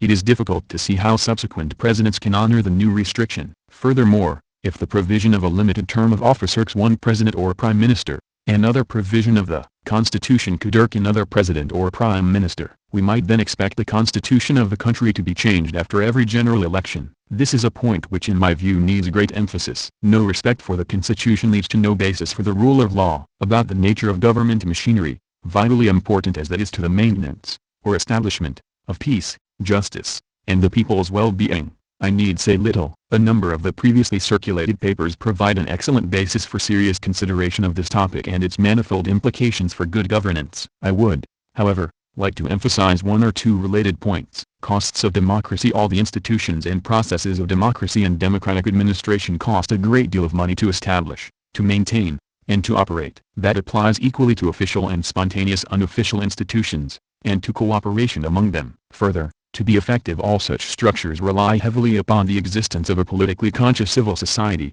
which is active, organized and alert. Such a civil society will have a good understanding about the existence and functions of the different institutions, and about both their powers and the constitutional limits to their power. Dictators generally prefer an ignorant and passive or malleable population. It is easier to manipulate such a population and parade the result as people's participation. Yet Africa is at present poverty-stricken. I am the first to admit that a country does not have to be rich in order to be democratic, but a minimum amount of resources is needed in order to meet some minimum requirements of good governance. In Africa today, even the high echelons of the civil service receive salaries inadequate to keep a family for a month, and the minimum wage is derisory, and all salaries, especially of teachers and health workers, are frequently delayed. Nor have the people in general been the beneficiaries at any time of a well-organized education system directed at enlarging public understanding of and active participation in modern democratic institutions and processes. Poverty is an enemy of good governance, for persistent poverty is a destabilizer, especially if such poverty is shared in a grossly unequal manner, or is widely regarded as being unfairly distributed as the few who are relatively rich indulge in conspicuous consumption. Known or suspected corruption among the political leaders often makes the problem worse, and corruption throughout the society more difficult to overcome. Good wages or salaries will not stop bad people from being corrupt, but miserable wages and salaries are not conducive to rectitude. Political instability, real or imagined, can be a source, and is often used as an excuse, for bad governance. Corruption. But to say this is very different from saying that because Africa is poor, Africans do not deserve good governance. This continent is not distinguished for its good governance of the peoples of Africa, but without good governance, we cannot eradicate poverty, for no corrupt government is interested in the eradication of poverty. On the contrary, and as we have seen in many parts of Africa and elsewhere, widespread corruption in high places breed poverty. Nor in saying this am I asking readers to accept the widespread belief that Africa has more corrupt, tyrannical, and power-hungry elites than have other continents either now or historically. While avoiding the living and naming only a few of the dead, it is surely easy to see, in the past 75 years alone, our Mobutus, Idi Amin's, Bokasses, and military juntas, of Europe and elsewhere, in all European countries where the term of office is not limited by the constitution, my fellow politicians there pride themselves on how long or how short they remain in power. The trouble is that our Amins and Bokasses and Mobutus are Africans, but the Francos, Hitlers and Mussolinis are Spanish, Germans or Italians, and Africa played no role in putting them in power. Rather than conduct a post-mortem, we should try to help Africa and African countries to move forward from where we are now by addressing the central issue of building and strengthening the institutional framework of our continent and its countries. In doing so, to face the realities of Africa, all of them, those internal, where our theoretically sovereign nations find their freedom to act is obstructed by the depth of our poverty and technological backwardness, and those realities external to us and beyond our control, in relation to which we are like a collection of pygmies in a world where giants stalk, and from where modern and constantly changing technology floods outwards over the world like an irresistible tide. The ignored truth: most countries of Africa are now once again coping with the worst of their economic problems, and some are making well-based progress towards better living conditions for their people. We hear little about such difficult triumphs over adversity in the context of such things as international recessions and violent changes in primary commodity prices. Most of our countries are now living in a state of internal peace, and a peace which is deepening. We do not hear such peace unless it is broken. Despite the artificial and often unclear national borders of Africa, our states have very largely avoided violent conflict among themselves. Despite the histories of other continents, that accomplishment is ignored, even within Africa. And although this important success has been achieved largely through the work of the Organization of African Unity, which African states themselves established, the media and the international community generally refer to the OAU with derision, if at all. Our children's expectation of life, and all that those statistics imply, has greatly improved except where countries became the direct or indirect surrogates in Cold War conflicts, or were for other special reasons among the countries involved in prolonged civil strife. Africa does now have a core of highly educated and internationally recognized experts in different fields. Given the number of technically and professionally educated Africans in our countries at independence, and the paucity of secondary or tertiary educational institutions at that time, the number of high-caliber experts in Africa is now much larger than could reasonably have been expected after this lapse of time. Perhaps we are misusing them, but they are there now. At independence, some of our countries had no trained people at all. Finally, good or bad, the first generation of our leaders is fast being replaced by the second or even the third. Most of these are better educated, relatively free from the mental hangovers of colonialism, and have had the opportunity to learn from the mistakes and the successes of their predecessors. With the help of work done at different fora, I am confident that African states, individually and in cooperation with one another, can step by step and in an ordered fashion, move towards good governance. The OAU exists and assists in the maintenance or restoration of peace and cooperation within Africa, even if it too is severely weakened in action and capacity by its lack of resources. Some sub-regional organizations are making limited but useful contributions to stability, peace and economic progress in their respective areas. The machinery of government and of unofficial institutions within African states can facilitate or hinder movement towards greater intra-African cooperation. And in addition, the all-African institutions, as well as those working on a sub-regional basis, may well be able to benefit by it. Provided the actors bear in mind the prospective importance of the role these intra-African institutions can play in strengthening us all. Third World Network features. If any of us came to Cuba with doubts in our mind about the solidity, strength, maturity and vitality of the Cuban Revolution, these doubts have been removed by what we have been able to see. Our hearts are now warmed by an unshakable certainty which gives us courage in the difficult but glorious struggle against the common enemy. No power in the world will be able to destroy this Cuban Revolution, which is creating in the countryside and in the towns not only a new life but also, and even more important, a new man, fully conscious of his national, continental and international rights and duties. In every field of activity the Cuban people have made major progress during the last 7 years, particularly in 1965, year of agriculture. We believe that this constitutes a particular lesson for the national liberation movements, especially for those who want their national revolution to be a true revolution. Some people have not failed to note that a certain number of Cubans, albeit an insignificant minority, have not shared the joys and hopes of the celebrations for the 7th anniversary because they are against the revolution. It is possible that others will not be present at the celebrations of the 8th anniversary, but we would like to state that we consider the open-door policy for enemies of the revolution to be a lesson in courage, determination, humanity and confidence in the people, another political and moral victory over the enemy, and to those who are worried, in a spirit of friendship, about the dangers which may be involved in this exodus, we guarantee that we, the peoples of the countries of Africa, still completely dominated by Portuguese colonialism, are prepared to send to Cuba as many men and women as may be needed to compensate for the departure of those who for reasons of class or of inability to adapt have interests or attitudes which are incompatible with the interests of the Cuban people. Taking once again the formerly hard and tragic path of our ancestors, mainly from Guinea and Angola, who were taken to Cuba as slaves, we would come, now as free men, as willing workers and Cuban patriots, to fulfill a productive function in this new, just and multiracial society, and to help and defend with our own lives the victories of the Cuban people. Thus we would strengthen both all the bonds of history, blood and culture which unite our peoples with the Cuban people, and the spontaneous giving of oneself, the deep joy and infectious rhythm which make the construction of socialism in Cuba a new phenomenon for the world, a unique and, for many, unaccustomed event. We are not going to use this platform to rail against imperialism. An African saying very common in our country says, when your house is burning, it's no use beating the tom-toms.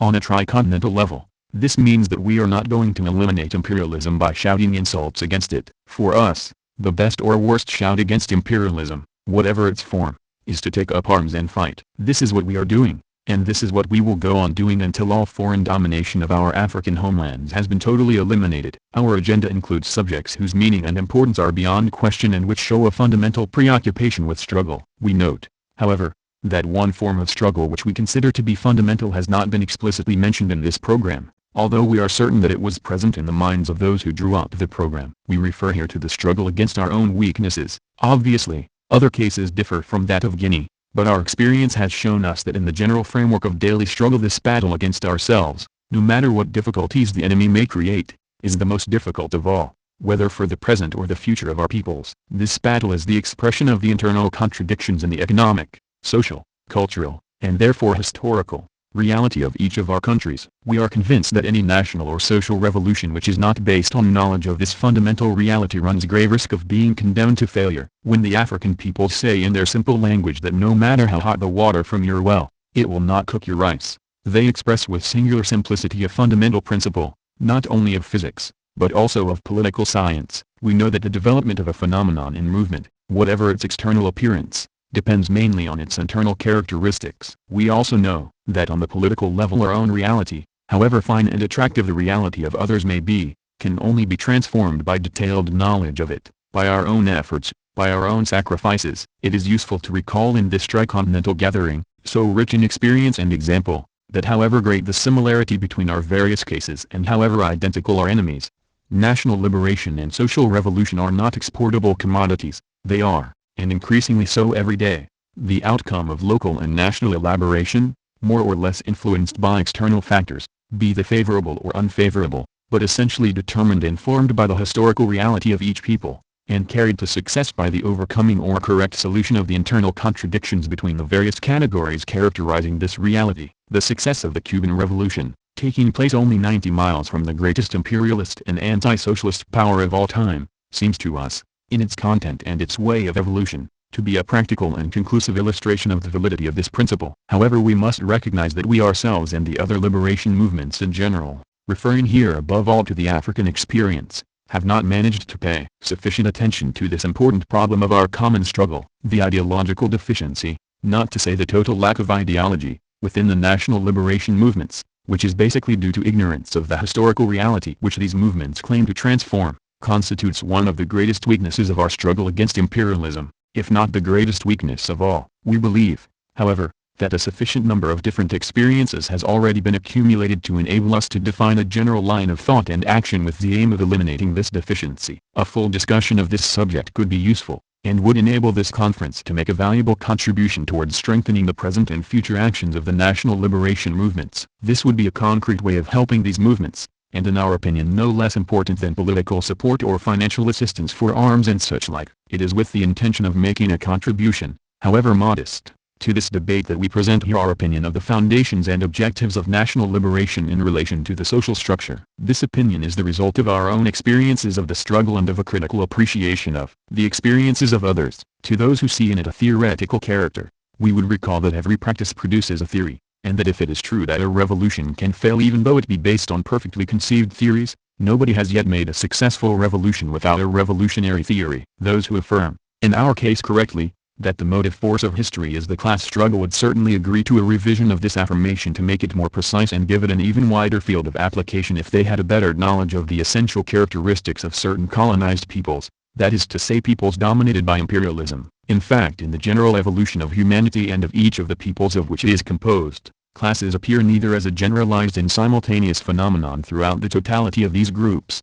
nor as a finished, perfect, uniform and spontaneous whole. The definition of classes within one or several human groups is a fundamental consequence of the progressive development of the productive forces and of the characteristics of the distribution of the wealth produced by the group or usurped from others. That is to say that the socio-economic phenomenon class is created and develops as a function of at least two essential and interdependent variables: the level of productive forces and the patterns of ownership of the means of production. This development takes place slowly, gradually and unevenly, by quantitative and generally imperceptible variations in the fundamental components. Once a certain degree of accumulation is reached, this process then leads to a qualitative jump, characterized by the appearance of classes and of conflict between them. Factors external to the socio-economic whole can influence, more or less significantly, the process of development of classes, accelerating it, slowing it down and even causing regressions. When, for whatever reason, the influence of these factors ceases, the process reassumes its independence and its rhythm is then determined not only by the specific internal characteristics of the whole, but also by the resultant of the effect produced in it by the temporary action of the external factors. On a strictly internal level the rhythm of the process may vary, but it remains continuous and progressive. Sudden progress is only possible as a function of violent alterations, mutations, in the level of productive forces or in the patterns of ownership. These violent transformations carried out within the process of development of classes, as a result of mutations in the level of productive forces or in the patterns of ownership, are generally called, in economic and political language, revolutions. Clearly, however, the possibilities of this process are noticeably influenced by external factors, and particularly by the interaction of human groups. This interaction is considerably increased by the development of means of transport and communication which has created the modern world, eliminating the isolation of human groups within one area, of areas within one continent, and between continents. This development, characteristic of a long historical period which began with the invention of the first means of transport, was already more evident at the time of the Punic voyages and in the Greek colonization, and was accentuated by maritime discoveries, the invention of the steam engine and the discovery of electricity. And in our own times, with the progressive domesticization of atomic energy, it is possible to promise, if not to take men to the stars, at least to humanize the universe. This leads us to pose the following question: does history begin only with the development of the phenomenon of class, and consequently of class struggle? To reply in the affirmative would be to place outside history the whole period of life of human groups from the discovery of hunting, and later of nomadic and sedentary agriculture, to the organization of herds and the private appropriation of land. It would also be to consider, and this we refuse to accept, that various human groups in Africa, Asia, and Latin America were living without history, or outside history, at the time when they were subjected to the yoke of imperialism. It would be to consider that the peoples of our countries, such as the Balants of Guinea, the Konyamas of Angola and the Makondes of Mozambique, are still living today, if we abstract the slight influence of colonialism to which they have been subjected,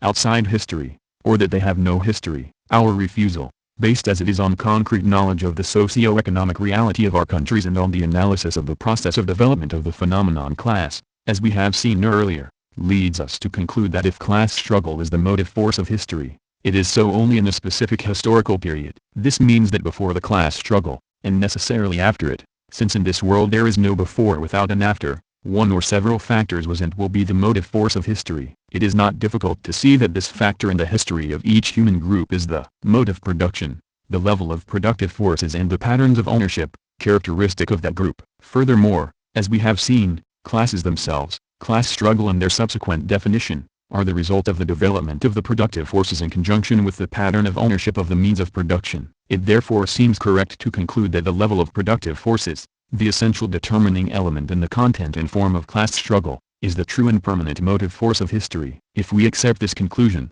then the doubts in our minds are cleared away, because if on the one hand we can see that the existence of history before the class struggle is guaranteed, and thus avoids for some human groups in our countries, and perhaps in our continent, the sad position of being peoples without any history, then on the other hand we can see that history has continuity, even after the disappearance of class struggle or of classes themselves. And as it was not we who postulated, on a scientific basis, the fact of the disappearance of classes as a historical inevitability, we can feel satisfied at having reached this conclusion which, to a certain extent, re-establishes coherence and at the same time gives to those peoples who, like the people of Cuba, are building socialism, the agreeable certainty that they will not cease to have a history when they complete the process of elimination of the phenomenon of class and class struggle within their socio-economic whole. Eternity is not of this world, but man will outlive classes and will continue to produce and make history, since he can never free himself from the burden of his needs, both of mind and of body, which are the basis of the development of the forces of production. The foregoing,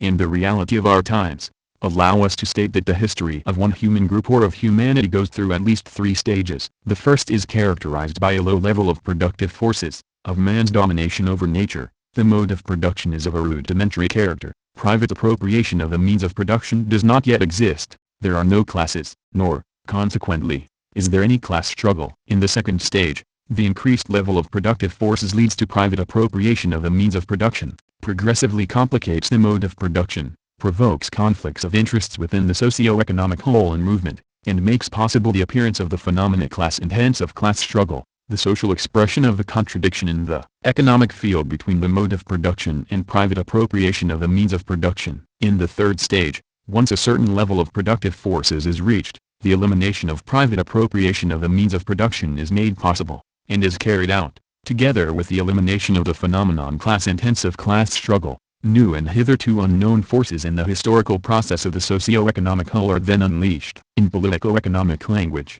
the first stage would correspond to the communal agricultural and cattle-raising society, in which the social structure is horizontal, without any state; the second to feudal or assimilated agricultural or agro-industrial bourgeois societies, with a vertical social structure and a state; the third to socialist or communist societies, in which the economy is mainly, if not exclusively, industrial, since agriculture itself becomes a form of industry, and in which the state tends to progressively disappear, or actually disappears, and where the social structure returns to horizontality, at a higher level of productive forces, social relations and appreciation of human values. At the level of humanity or of part of humanity, human groups within one area, of one or several continents, these three stages, or two of them, can be simultaneous, as is shown as much by the present as by the past. This is a result of the uneven development of human societies, whether caused by internal reasons or by one or more external factors exerting an accelerating or slowing down influence on their evolution. On the other hand, in the historical process of a given socio-economic whole, each of the above-mentioned stages contains, once a certain level of transformation is reached, the seeds of the following stage. We should also note that in the present phase of the life of humanity, and for a given socio-economic whole, the time sequence of the three characteristic stages is not indispensable. Whatever its level of productive forces and present social structure, a society can pass rapidly through the defined stages appropriate to the concrete local realities, both historical and human, and reach a higher stage of existence. This progress depends on the concrete possibilities of development of the society's productive forces and is governed mainly by the nature of the political power ruling the society, that is to say, by the type of state or, if one likes, by the character of the dominant class or classes within the society. A more detailed analysis would show that the possibility of such a jump in the historical process arises mainly, in the economic field, from the power of the means available to man at the time for dominating nature, and, in the political field, from the new event which has radically clanged the face of the world and the development of history,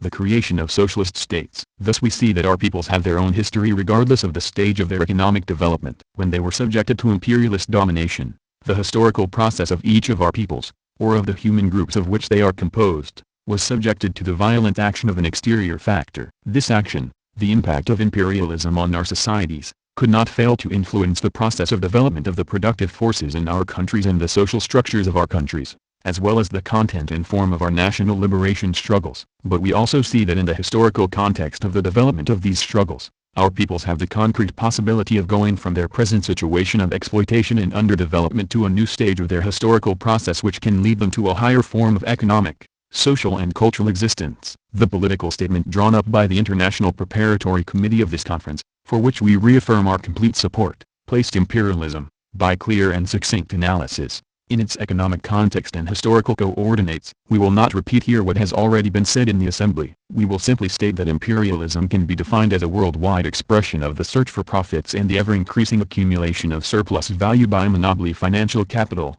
centered in two parts of the world, first in Europe, and then in North America. And if we wish to place the fact of imperialism within the general trajectory of the evolution of the transcendental factor which has changed the face of the world, namely capital and the process of its accumulation, we can say that imperialism is piracy transplanted from the seas to dry land, piracy reorganized, consolidated and adapted to the aim of exploiting the natural and human resources of our peoples. But if we can calmly analyze the imperialist phenomenon, we will not shock anybody by admitting that imperialism, and everything goes to prove that it is in fact the last phase in the evolution of capitalism, has been a historical necessity, a consequence of the impetus given by the productive forces and of the transformations of the means of production in the general context of humanity, considered as one movement, that is to say a necessity like those today of the national liberation of peoples, the destruction of capital and the advent of socialism. The important thing for our peoples is to know whether imperialism, in its role as capital in action, has fulfilled in our countries its historical mission,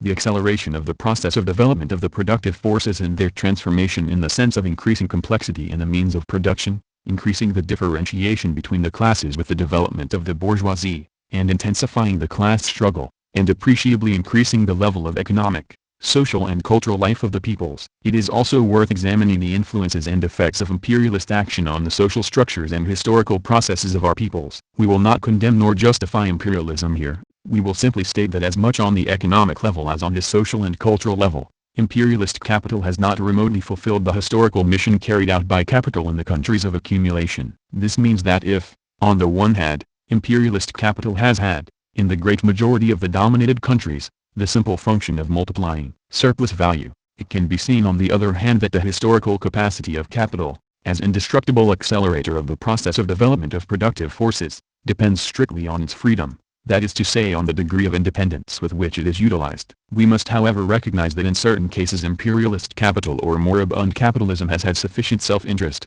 strength and time to increase the level of productive forces, as well as building towns, and to allow a minority of the local population to attain a higher and even privileged standard of living, thus contributing to a process which some would call dialectical, by widening the contradictions within the societies in question. In other, even rarer cases, there has existed the possibility of accumulation of capital, creating the conditions for the development of a local bourgeoisie. On the question of the effects of imperialist domination on the social structure and historical process of our peoples, we should first of all examine the general forms of imperialist domination. There are at least two forms. The first is direct domination, by means of a power made up of people foreign to the dominated people, armed forces, police, administrative agents and settlers. This is generally called classical colonialism, or colonialism is indirect domination, by a political power made up mainly or completely of native agents. This is called neocolonialism. In the first case, the social structure of the dominated people, whatever its stage of development, can suffer the following consequences: a. Total destruction, generally accompanied by immediate or gradual elimination of the native population and, consequently, by the substitution of a population from outside. b. Partial destruction, generally accompanied by a greater or lesser influx of population from outside. c. Apparent conservation, conditioned by confining the native society to zones or reserves generally offering no possibilities of living, accompanied by massive implantation of population from outside. The two latter cases are those which we must consider in the framework of the problematic national liberation, and they are extensively present in Africa. One can say that in either case the influence of imperialism on the historical process of the dominated people produces paralysis, stagnation and even in some cases regression in this process. However, this paralysis is not complete. In one sector or another of the socio-economic whole in question, noticeable transformations can be expected, caused by the permanent action of some internal, local, factors or by the action of new factors introduced by the colonial domination, such as the introduction of money and the development of urban centers. Among these transformations we should anticipate a progressive loss of prestige of the ruling native classes or sectors, the forced or voluntary exodus of part of the peasant population to the urban centers, with the consequent development of new social strata, salaried workers, clerks, employees in commerce and the liberal professions, and an unstable stratum of unemployed. In the countryside there develops, with very varied intensity and always linked to the urban milieu, a strata made up of small landowners. In the case of neocolonialism, whether the majority of the colonized population is of native or foreign origin, the imperialist action takes the form of creating a local bourgeoisie or pseudo-bourgeoisie, controlled by the ruling class of the dominating country. The transformations in the social structure are not so marked in the lower strata, above all in the countryside, which retains the characteristics of the colonial phase, but the creation of a native pseudo-bourgeoisie which generally develops out of a petty bourgeoisie of bureaucrats and accentuates the differentiation between the social strata and intermediaries in the commercial system, compradors, by strengthening the economic activity of local elements, opens up new perspectives on the social dynamic, mainly by the development of an urban working class, the introduction of private agricultural property and the progressive appearance of an agricultural proletariat. These more or less noticeable transformations of the social structure,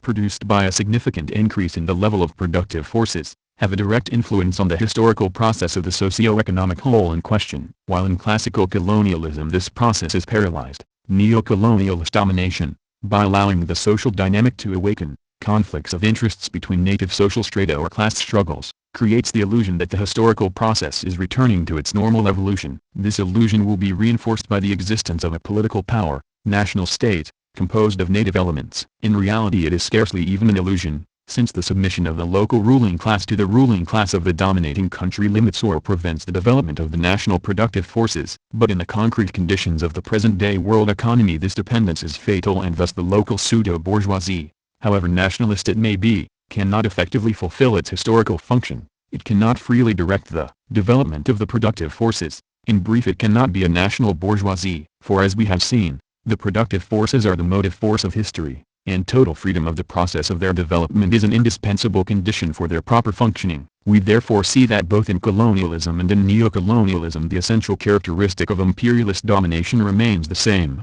the negation of the historical process of the dominated people by means of violent usurpation of the freedom of development of the national productive forces. This observation, which identifies the essence of the two apparent forms of imperialist domination, seems to us to be of major importance for the thought and action of liberation movements, both in the course of struggle and after the winning of independence. On the basis of this, we can state that national liberation is the phenomenon in which a given socio-economic whole rejects the negation of its historical process. In other words, the national liberation of a people is the regaining of the historical personality of that people, its return to history through the destruction of the imperialist domination to which it was subjected. We have seen that violent usurpation of the freedom of the process of development of the productive forces of the dominated socio-economic whole constitutes the principal and permanent characteristic of imperialist domination, whatever its form. We have also seen that this freedom alone can guarantee the normal development of the historical process of a people. We can therefore conclude that national liberation exists only when the national productive forces have been completely freed from every kind of foreign domination. It is often said that national liberation is based on the right of every people to freely control its own destiny, and that the objective of this liberation is national independence. Although we do not disagree with this vague and subjective way of expressing a complex reality,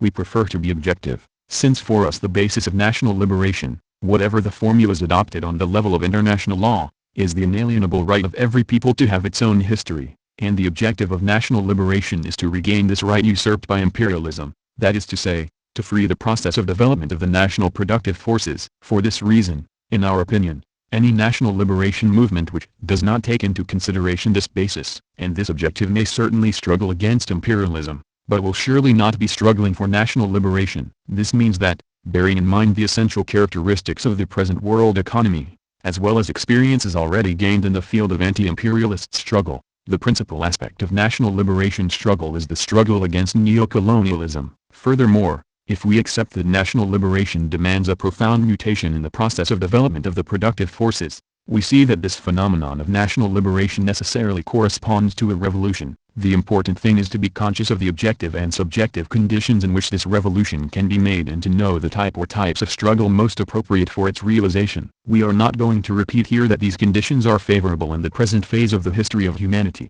It is sufficient to recall that unfavorable conditions also exist, just as much on the international level as on the internal level of each nation struggling for liberation. On the international level, it seems to us that the following factors, at least, are unfavorable to national liberation movements: the neocolonial situation of a great number of states which, having won political independence, are now tending to join up with others already in that situation.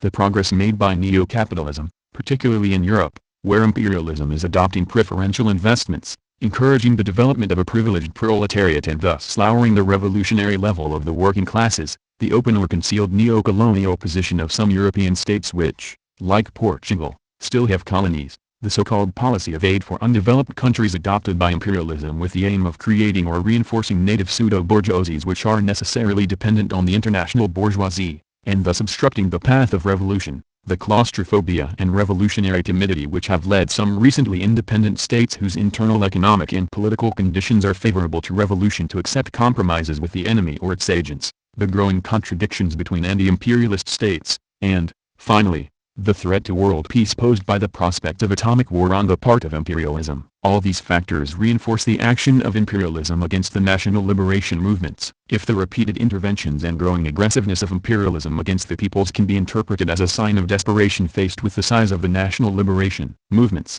they can also be explained to a certain extent by the weaknesses produced by these unfavorable factors within the general front of the anti-imperialist struggle. On the internal level, we believe that the most important weaknesses or unfavorable factors are inherent in the socio-economic structure and in the tendencies of its evolution under imperialist pressure, or to be more precise in the little or no attention paid to the characteristics of this structure and these tendencies by the national liberation movements in deciding on the strategy of their struggles. By saying this, we do not wish to diminish the importance of other internal factors which are unfavorable to national liberation, such as economic underdevelopment, the consequent social and cultural backwardness of the popular masses, tribalism and other contradictions of lesser importance. It should however be pointed out that the existence of tribes only manifests itself as an important contradiction as a function of opportunistic attitudes, generally on the part of the tribalized individuals or groups, within the national liberation movements. Contradictions between classes, even when only embryonic, are of far greater importance than contradictions between tribes. Although the colonial and neo-colonial situations are identical in essence, and the main aspect of the struggle against imperialism is neo-colonialist, we feel it is vital to distinguish in practice these two situations. In fact, the horizontal structure, however it may differ from the native society, and the absence of a political power composed of national elements in the colonial situation make possible the creation of a wide front of unity and struggle, which is vital to the success of the national liberation movement. But this possibility does not remove the need for a rigorous analysis of the native social structure, of the tendencies of its evolution, and for the adoption and practice of appropriate measures for ensuring true national liberation. While recognizing that each movement knows best what to do in its own case, one of these measures seems to us indispensable, namely, the creation of a firmly united vanguard, conscious of the true meaning and objective of the national liberation struggle which it must lead. This necessity is all the more urgent since we know that with rare exceptions the colonial situation neither permits nor needs the existence of significant vanguard classes, working class conscious of its existence and rural proletariat, which could ensure the vigilance of the popular masses over the evolution of the liberation movement. On the contrary,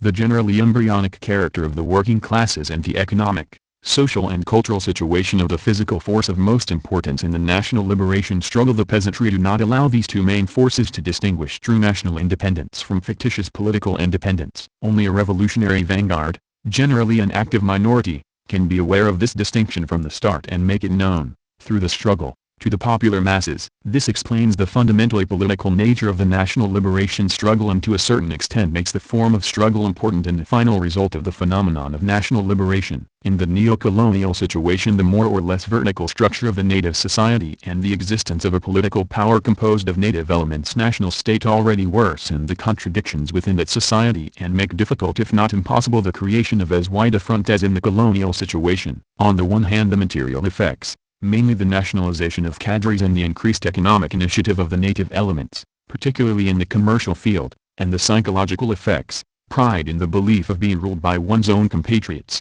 exploitation, a religious or tribal solidarity between some leaders and a fraction of the masses, together demobilize a considerable part of the nationalist forces. But on the other hand, the necessarily repressive nature of the neo-colonial state against the national liberation forces, the sharpening of contradictions between classes, the objective permanence of signs and agents of foreign domination, settlers who retain their privileges, armed forces, racial discrimination, the growing poverty of the peasantry and the more or less notorious influence of external factors all contribute towards keeping the flame of nationalism alive, towards progressively raising the consciousness of wide popular sectors and towards reuniting the majority of the population. on the very basis of awareness of neocolonialist frustration around the ideal of national liberation. In addition, while the native ruling class becomes progressively more bourgeois, the development of a working class composed of urban workers and agricultural proletarians, all exploited by the indirect domination of imperialism, opens up new perspectives for the evolution of national liberation. This working class, whatever the level of its political consciousness, given a certain minimum, namely the awareness of its own needs, seems to constitute the true popular vanguard of the national liberation struggle in the neocolonial case. However, it will not be able to completely fulfill its mission in this struggle, which does not end with the gaining of independence, unless it firmly unites with the other exploited strata, the peasants in general, hired men, sharecroppers, tenants and small farmers, and the nationalist petty bourgeoisie. The creation of this alliance demands the mobilization and organization of the nationalist forces within the framework, or by the action, of a strong and well-structured political organization. Another important distinction between the colonial and neo-colonial situations is in the prospects for the struggle. The colonial situation, in which the nation class fights the repressive forces of the bourgeoisie of the colonizing country, can lead, apparently at least, to a nationalist solution, national revolution. The nation gains its independence and theoretically adopts the economic structure which best suits it. The neo-colonial situation, in which the working classes and their allies struggle simultaneously against the imperialist bourgeoisie and the native ruling class, is not resolved by a nationalist solution. It demands the destruction of the capitalist structure implanted in the national territory by imperialism, and correctly postulates a socialist solution. This distinction arises mainly from the different levels of the productive forces in the two cases and the consequent sharpening of the class struggle. It would not be difficult to show that in time the distinction becomes scarcely apparent. It is sufficient to recall that in our present historical situation, elimination of imperialism which uses every means to perpetuate its domination over our peoples, and consolidation of socialism throughout a large part of the world, there are only two possible paths for an independent nation: to return to imperialist domination, neocolonialism, capitalism, state capitalism, or to take the way of socialism. This operation, on which depends the compensation for the efforts and sacrifices of the popular masses during the struggle, is considerably influenced by the form of struggle and the degree of revolutionary consciousness of those who lead it. The facts make it unnecessary for us to prove that the essential instrument of imperialist domination is violence. If we accept the principle that the liberation struggle is a revolution and that it does not finish at the moment when the national flag is raised and the national anthem played, we will see that there is not, and cannot be national liberation without the use of liberating violence by the nationalist forces, to answer the criminal violence of the agents of imperialism. Nobody can doubt that, whatever its local characteristics, imperialist domination implies a state of permanent violence against the nationalist forces. There is no people on earth which, having been subjected to the imperialist yoke, colonialist or neo-colonialist, has managed to gain its independence, nominal or effective, without victims. The important thing is to determine which forms of violence have to be used by the national liberation forces in order not only to answer the violence of imperialism, but also to ensure through the struggle the final victory of their cause, true national independence. The past and present experiences of various peoples, the present situation of national liberation struggles in the world, especially in Vietnam, the Congo and Zimbabwe, as well as the situation of permanent violence, or at least of contradictions and upheavals, in certain countries which have gained their independence by the so-called peaceful way, show us not only that compromises with imperialism do not work, but also that the normal way of national liberation, imposed on peoples by imperialist repression, is armed struggle. We do not think we will shock this assembly by stating that the only effective way of definitively fulfilling the aspirations of the peoples, that is to say of attaining national liberation, is by armed struggle. This is the great lesson which the contemporary history of liberation struggle teaches all those who are truly committed to the effort of liberating their peoples. It is obvious that both the effectiveness of this way and the stability of the situation to which it leads after liberation depend not only on the characteristics of the organization of the struggle but also on the political and moral awareness of those who, for historical reasons, are capable of being the immediate heirs of the colonial or neo-colonial state. For events have shown that the only social sector capable of being aware of the reality of imperialist domination and of directing the state apparatus inherited from this domination is the native petty bourgeoisie. If we bear in mind the aleatory characteristics and the complexity of the tendencies naturally inherent in the economic situation of this social stratum or class,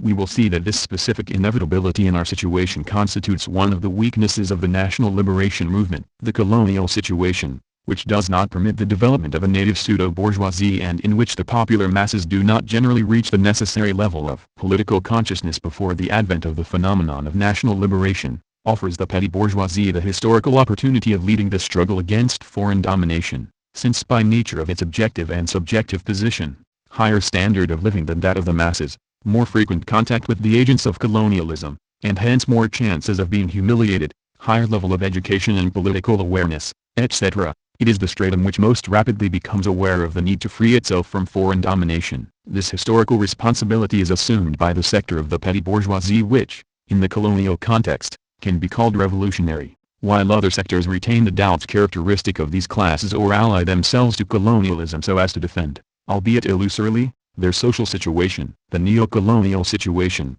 which demands the elimination of the native pseudo-bourgeoisie so that national liberation can be attained, also offers the petty bourgeoisie the chance of playing a role of major and even decisive importance in the struggle for the elimination of foreign domination. But in this case, by virtue of the progress made in the social structure, the function of leading the struggle is shared, to a greater or lesser extent, with the more educated sectors of the working classes and even with some elements of the national pseudo-bourgeoisie who are inspired by patriotic sentiments. The role of the sector of the petty bourgeoisie which participates in leading the struggle is all the more important since it is a fact that in the neo-colonial situation it is the most suitable sector to assume these functions, both because of the economic and cultural limitations of the working masses, and because of the complexes and limitations of an ideological nature which characterize the sector of the national pseudo-bourgeoisie which supports the struggle. In this case it is important to note that the role with which it is entrusted demands from this sector of the petty bourgeoisie a greater revolutionary consciousness, and the capacity for faithfully interpreting the aspirations of the masses in each phase of the struggle and for identifying themselves more and more with the masses. But however high the degree of revolutionary consciousness of the sector of the petty bourgeoisie called on to fulfill this historical function,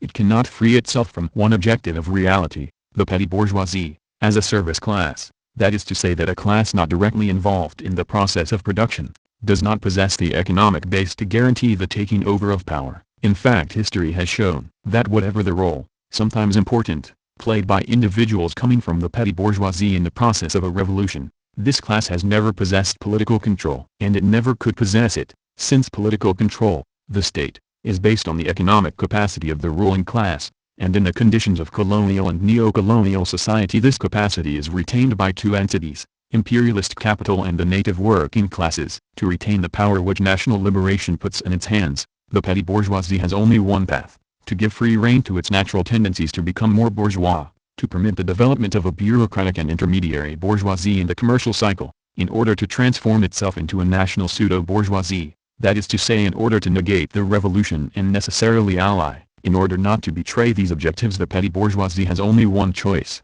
to strengthen its revolutionary consciousness, to reject the temptations of becoming more bourgeois and the natural concerns of its class mentality, to identify itself with the working classes and not to oppose the normal development of the process of revolution. This means that in order to truly fulfill the role in the national liberation struggle, the revolutionary petty bourgeoisie must be capable of committing suicide as a class in order to be reborn as revolutionary workers, completely identified with the deepest aspirations of the people to which they belong. This alternative, to betray the revolution or to commit suicide as a class, constitutes the dilemma of the petty bourgeoisie in the general framework of the national liberation struggle. The positive solution in favor of the revolution depends on what Fidel Castro recently correctly called the development of revolutionary consciousness. This dependence necessarily calls our attention to the capacity of the leader of the national liberation struggle to remain faithful to the principles and to the fundamental cause of this struggle. This shows us, to a certain extent, that if national liberation is essentially a political problem, the conditions for its development give it certain characteristics which belong to the sphere of morals. We will not shout hurrahs or proclaim here our solidarity with this or that people in struggle. Our presence is in itself a cry of condemnation of imperialism and a proof of solidarity with all peoples who want to banish from their country the imperialist yoke,